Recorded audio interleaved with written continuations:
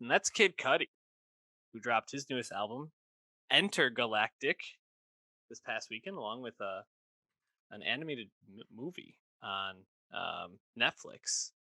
And our guy Cuddy, I mean, he's been back for a while now, but I think really like hitting his stride as an older artist. It seems, Man on the Moon 3. I think we were really impressed with and really liked.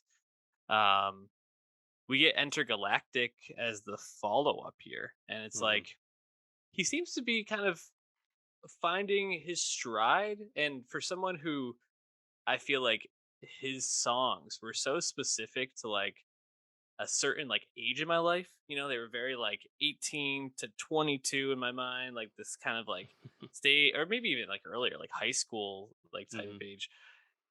I feel like it was going to be hard for him to kind of move into this stage, but I feel like he's kind of done it pretty well. How did you feel about Intergalactic as like a entrance into his album discography? Right, and yeah, so this is notably Cudi's eighth album, and it's been less than 2 years since Man on the Moon 3 came out into 2020. But I believe he actually recorded this before Man on the Moon 3 came out. But of course, Intergalactic is also like the soundtrack to his Netflix film, animated Netflix film that just released alongside the album. And that's kind of how I've been thinking about it, where Cuddy has been acting for quite some time himself, but has really also been in the mix as a producer. And it seems like he's finding fulfillment in addition to being a musician these days, which is great because I think, he's kind of openly talked about like, my name's Kid Cudi. Like, I don't know if I'm going to be a 50-year-old rapper, and it's kind of fun to hear him say it that way. But uh, I don't necessarily have any problem with that because it definitely sounds like he's just kind of tweaking his interests and to find new inspiration and basically making a full-on concept album Mhm. this late into his career after closing the book on Man on the Moon. Pretty cool. Um, I just appreciate that effort at a tie-in, and I think the lower stakes of this like concept album because it's like not really about him. It's about like the character in the movie, right? Like it's all hypothetical. It's all storytelling. Like I think his lyricism, his songwriting actually like is stronger because of that reason. Yeah. Like I don't think anyone ever really we never really say Cuddy is like a master writer or anything. No one really say that. He's a vibe guy. He's an emotion guy, right? Insert Cuddy hum here. Like the feeling you get from his music, and I think he actually did a really good job of kind of putting that Cuddy appeal into like a framework that's more defined the way Intergalactic is through that prism of it being a soundtrack to a brand new movie.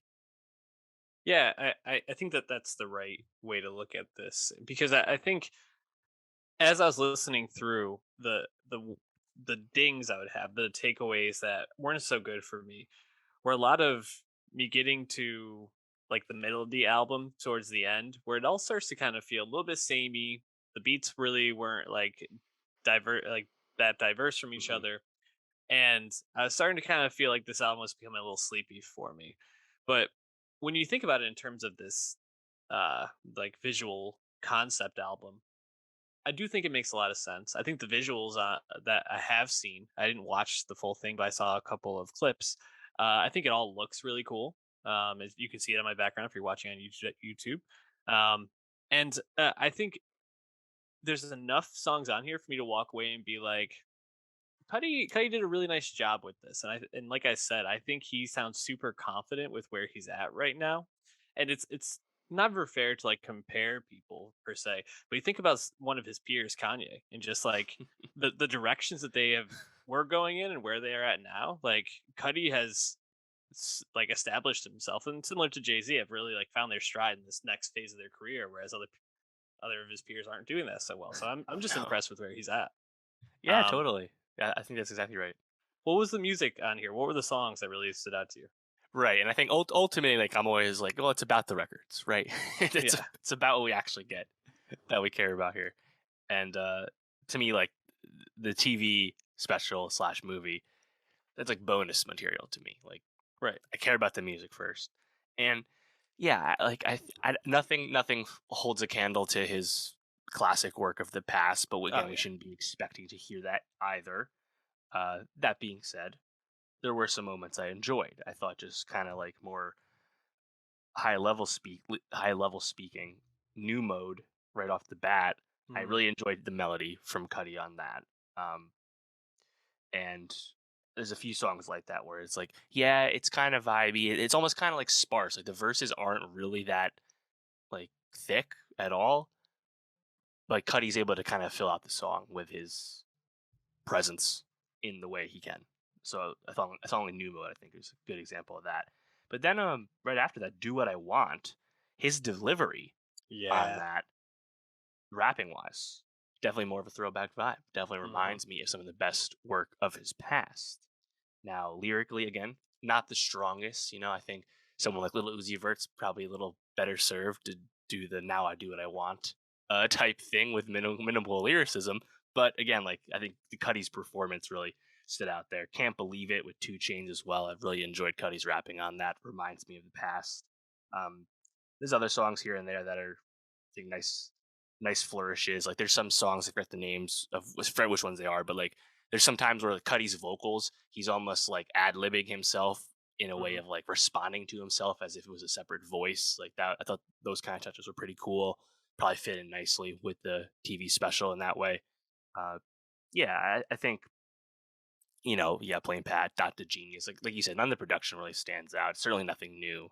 Mhm. Um, and it's really up to Cuddy, I think, on the songs to fill out those songs and like make them feel whole. And sometimes, again, like I said, the verses are a bit thin, so it's like the song is just a bit blah or a bit undercooked. But sometimes he can really deliver those vibes that you want from Cuddy. Yeah, you hit on the main ones. I think "Do What I Want" really stood out for that delivery, like you talked about. Kind of reminds me of like I think it's at the end of is it at the end of Mr. Rager? There's another maybe another song where he kind of no, I can't remember which song it is I'm thinking of, but he has this one old song that I can distinctly remember the outgoing verse, and it just reminds me of that so much. So definitely that throwback vibe you talked about. "Living My Truth" is kind of similar to that in that vein, where I think it's like just this beat that he rides so well, and it feels like a classic kind of Cuddy song. Yeah, Two Chains. Anytime you get him on a song, he just elevates it, and I really loved that one too. Can't believe it. Um, yeah, I mean, I think overall, just a really nice record from him. It's not going to be anyone's top 4 or 5, and we'll probably do a Cuddy rankings at some point, so that'll be fun to talk about, revisit this. But yeah, I just was happy to see this from him, and like I said, especially given some of the other people in the news right now, and some of the music we've gotten from his peers, it's nice to see him just kind of thriving. So happy for Cuddy for sure.